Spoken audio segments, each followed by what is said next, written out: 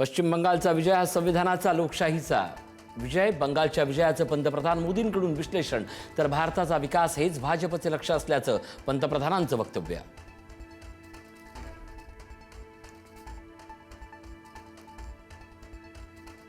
घुसखोर आणि त्यांच्या हितचिंतकांना बंगालच्या जनतेनं धडा शिकवला. सोनार बांगलाचं स्वप्न साकार करण्यासाठी भाजप अहोरात्र कष्ट करेल. गृहमंत्री अमित शहा यांची एक पोस्ट.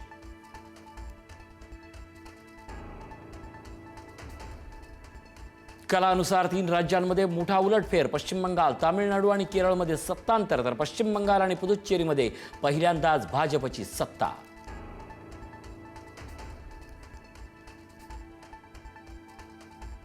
पश्चिम बंगालमध्ये परिवर्तन होबे. ममता दीदींचं स्वप्न भंगलं. भाजपला ऐतिहासिक बहुमत. इतिहासात पहिल्यांदाच पश्चिम बंगालमध्ये भाजपची सत्ता.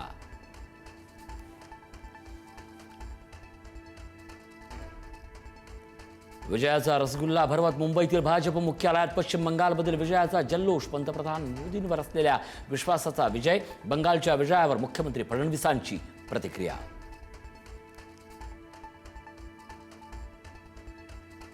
बारामती विधानसभा पोटनिवडणुकीत उपमुख्यमंत्री सुनेत्रा पवार विजयी. सुनेत्रा पवार 2,18,930 मतांनी विजयी.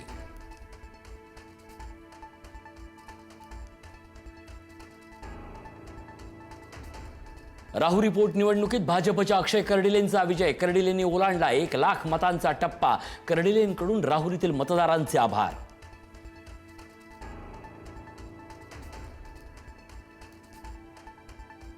पश्चिम बंगालमध्ये भाजपची दमदार मुसंडी. कोल्हापूरसह राज्यभर भाजप कार्यकर्त्यांचा जल्लोष. भाजपकडून ऐतिहासिक विजय साजरा.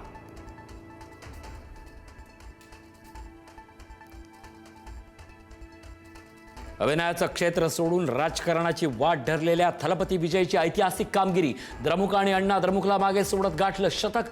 तामिळनाडूत सत्ता बदल.